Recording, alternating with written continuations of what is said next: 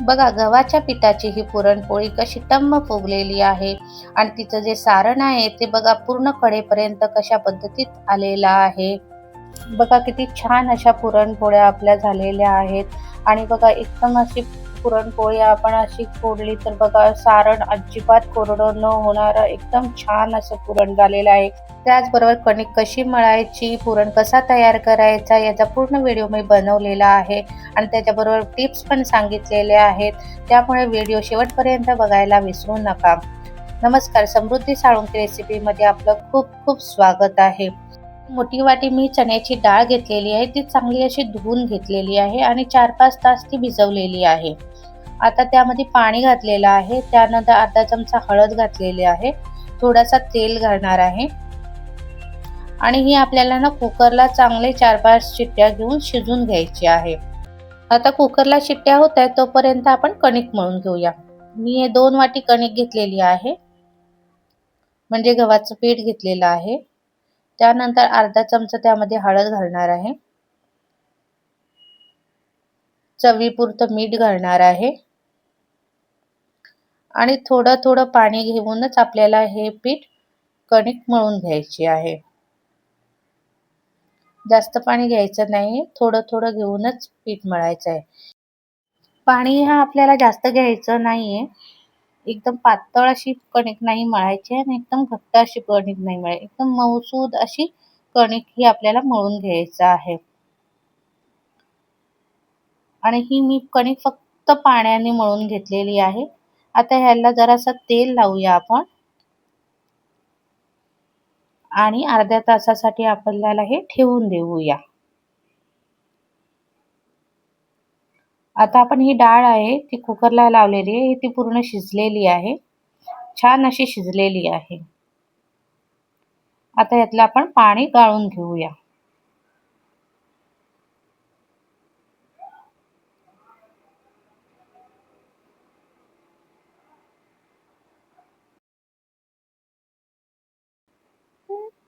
आता या डाळीतलं पाणी गाळलेलं आहे. बघा जरासंच पाणी आपलं निघालेलं आहे यामध्ये. आता ही डाळ आहे आपण जी शिजवलेली आहे ती आपल्याला चांगली स्मॅश करून घेऊया. ज्या वाटीच्या मापात मी डाळ घेतलेली त्याच वाटीच्या मापात मी गूळ घेतलेला आहे. आता आपण एक कढई घेऊया. आपण जी स्मॅश केलेली डाळ आहे ना ती आपण त्या कढईत घालून घेऊया.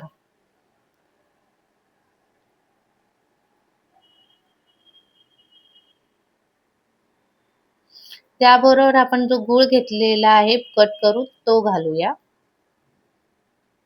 हे सर्व आपल्याला एकत्र करून घ्यायचं आहे.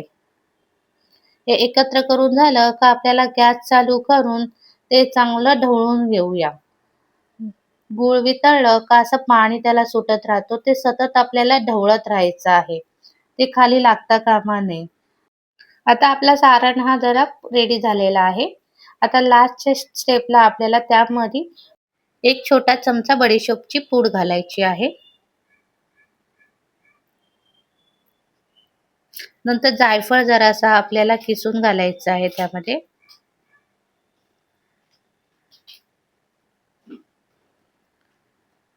आणि एक चमचा आपल्याला वेलची पूड घालायची आहे त्यामध्ये. हे मी साखर घालून वेलची पूड बनवलेली आहे, ती घातलेली आहे. हे आपल्याला सगळं एकत्र करून घ्यायचं आहे. आता हा आपला सारण पूर्णपणे रेडी आहे. बघा अशाच पद्धतीत आपल्याला सारण बनवायचं आहे. एक पातेलं घेतलेलं आहे, त्याच्यावर मी चाळण ठेवलेली आहे. आता जो आपण पुरणासाठी सारण घेतलेला आहे तो त्यामध्ये घालायचा आहे आणि अशा पद्धतीत आपल्याला त्या वाटीने सारण गाळून घ्यायचं आहे. हा बघा अशा पद्धतीत सारण निघालेलं आहे.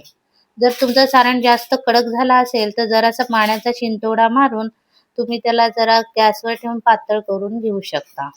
आता आपला अर्धा तास झालेला आहे. जी आपण कणिक मळून ठेवलेली आहे ती आपण आता पुरणपोळी करायला कणिक यूज करून घेऊया. अशा पद्धतीत तिला परत एकदा मळून घेऊया.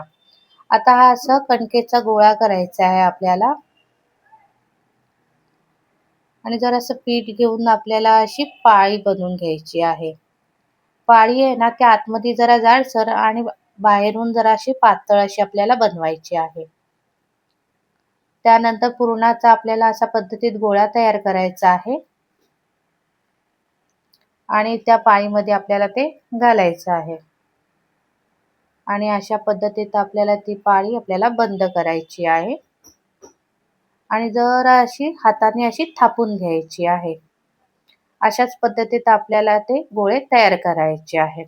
आता हा पोलपाट आहे, त्याच्यावर मी असं एक रुमाल घेतलेला आहे आणि आपल्याला ते असं घट्ट असं बांधून घ्यायचं आहे.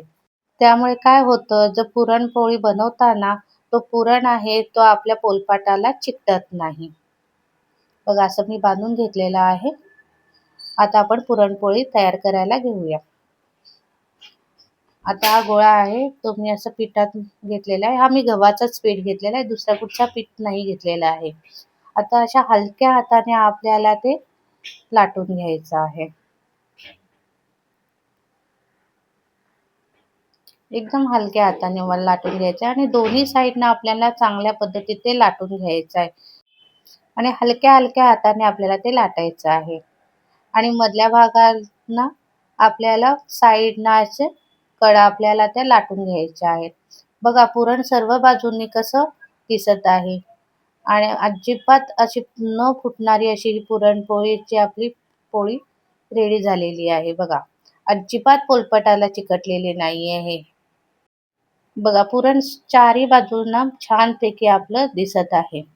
आता आपण पुरणपोळी भाजून घेऊया. आता गॅस चालू करून त्यावर तवा ठेवलेला आहे. तवा चांगला तापला का त्यावर आपल्याला पुरणपोळी घालायची आहे आणि गॅस जरा मीडियम ठेवायचा आहे. एकदम बारीक करून ठेवायचं नाहीये. बघा पोळीला असे बुडबुडे आले की पोळी अशी पलटून घ्यायची आहे. बघा आपली पुरणपोळी कशी अशी फुगत आहे. आता त्याला आपण जरासं तूप लावून घेऊया आणि परत अशी पलटून घेऊया. बघा कशी फुगलेली टम्म अशी आपली पुरणपोळी रेडी आहे. आता दोन्ही साईडना आपल्याला तूप लावून घ्यायचं आहे. बघा दोन्ही साईड छानपैकी आपली शिजलेली आहे. असा कलर आलेला आहे एकदम छान आणि पूर्ण घरात त्याचा सुगंध येत आहे. आता आपल्या पुरणपोळ्या पूर्णपणे रेडी झालेल्या आहेत. आमच्यात आहे ना दुधाबरोबर पुरणपोळी खाल्ली जाते. त्यासाठी मी एका वाटीत दूध घेतलेलं आहे, त्यात जराशी वेलची पूड घातलेली आहे आणि आता पुरणपोळ्या त्याच्यात ठेवणार आहे. बघा किती मस्त अशी पुरणपोळी आपल्या रेडी झालेल्या आहेत. जर तुम्हाला माझ्या अशाच नवनवीन पद्धतीच्या रेसिपी आवडत असतील तर माझ्या चॅनलला सबस्क्राईब करा, शेअर करा, लाईक करा. धन्यवाद.